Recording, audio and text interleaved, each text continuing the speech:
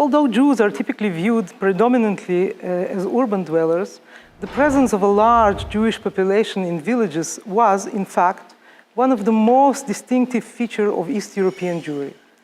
The main reason for this ruralization of the Jewish population was the massive entrance of Jews into the production and selling vodka to local peasants in the early modern age, the so-called propination system. Since the transformation of Eastern Europe into the granary of Europe in the early modern age, the cultivation of grain for export became the main form of agriculture. Because of the differences in grain prices between Eastern and Western Europe, grain shipment to the Baltic ports was very profitable business. But this was also very costly and insecure option. Vodka actually appeared in this region as a device to deal with large surplus of grain, especially in the areas where rivers don't flow to the Baltic Sea, as for example in Ukraine when they float to the south. So its production and sale to the local population soon became the cheapest way for the landowner to convert grain into cash. Jews took over this sector of economy for two reasons: their close relations with Polish magnates and their ability to pay in advance large sums of money for the leasehold, which was a great thing in a society always, agrarian society, always short of cash. The process of ruralization of Eastern Europe Jewry had far-reaching social, cultural, and even religious implications, far beyond the subject of the Lord's Jews and Lord's taverns, which is the main subject of research. In taking over this sector of economy, Jews displaced, for example, hereditary peasant leaseholders in Poland and in Lithuania, and Orthodox and Greek Catholic married priests in Ukraine and Belarus, causing an acute problem for the latter, who had to support their large families, and leasing taverns and inns provided for them secure source of income. The married priests ousted by the Jews often transgress prohibitions to sell liquor. These constant violations of Lord's monopoly on propination for release to the Jews often created favorable conditions for soaring mutual violence. Jews sometimes even brought Lord's Cossacks into priest's house, beating him up and confiscating his property. The legend about the Jews' leasing of the Orthodox churches arose out of the widespread practice of sealing the churches as a sanction against the violation of the Lord's propination rights by a priest. Rural Jewish innkeepers tended to live in isolation from the Jewish communities in market towns, and so were distant from established educational systems and communal religious life. Close contacts and mutual life experience led to better acquaintance between Jews and Christians and to mutual cultural influences.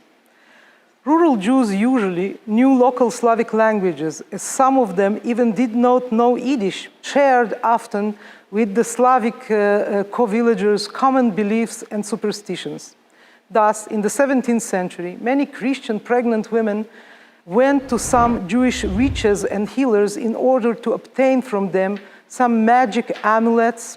And in the 18th century, on the contrary, many Jewish women obtained information about their missing husbands' whereabouts from the Slavic female astrologers.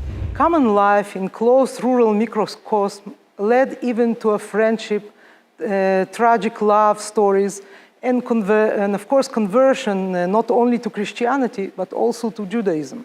Since women and girls usually served vodka to the customers in the rural tavern, they became especially exposed to close contact with the non-Jewish population.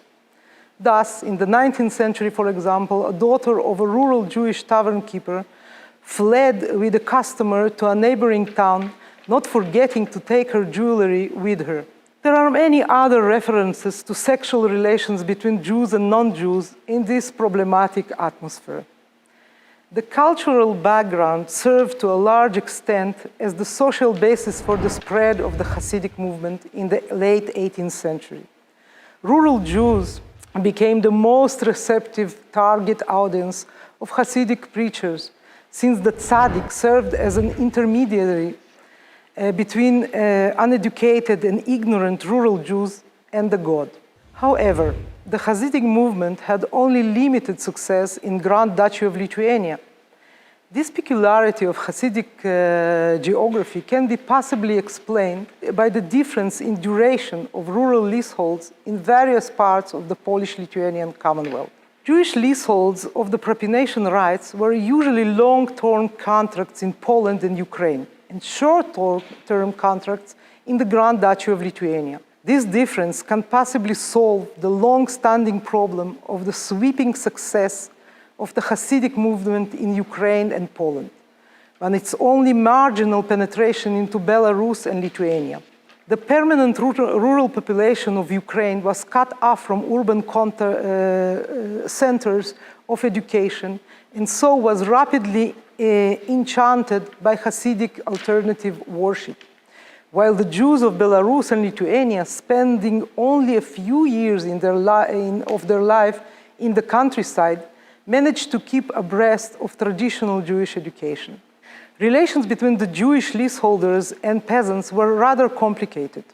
On the one hand, the Jewish leaseholder was an important figure in a village, and the rural inn served as a focal point of social life, providing often the only place different social strata to interact, from nobles to priests, monks, nuns even, and local peasants. On the other hand, the Jewish leaseholders was seen in the eyes of the peasants as a representative, often a sole one, of their lord, and also sometimes as a part of the upper strata of the village's leadership. Records of the rural communal courts also preserved many vivid references to the everyday interaction between rural Jews and local peasants. Usually, those cases reflect drinking habits of the latter. Thus, in the 18th century, the miller in the ecclesiastical village used to sell to the Jewish innkeeper various implements of his mill, such as bolts, railings, etc., bringing the mill to a standstill.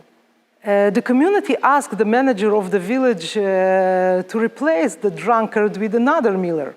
The latter, however, swore on the cross that he will never again enter the Jewish inn, and only his wife will be allowed to bring him some vodka as a remedy in case of his illness. Gradual decline of the propination system began with the opening of the Black Sea ports after the annexation of Crimea and Kanaat in 1783 by Catherine the Great. Thus, only with the foundation of new ports on the northern shore of the Black Sea did Russia begin to compete seriously in European grain markets, and the profitability of grain export rose dramatically. The final collapse of the propination system occurred only with the construction of the railway networks in European Russia in the second half of the 19th century. Cheap, uninterrupted, and swift transportation by rail made grain export for the first time more profitable for local landlords than its use in the local production of alcoholic beverages, while rural Jews abandoned their centuries-long occupation for innkeeping in favor of agriculture and grain trade.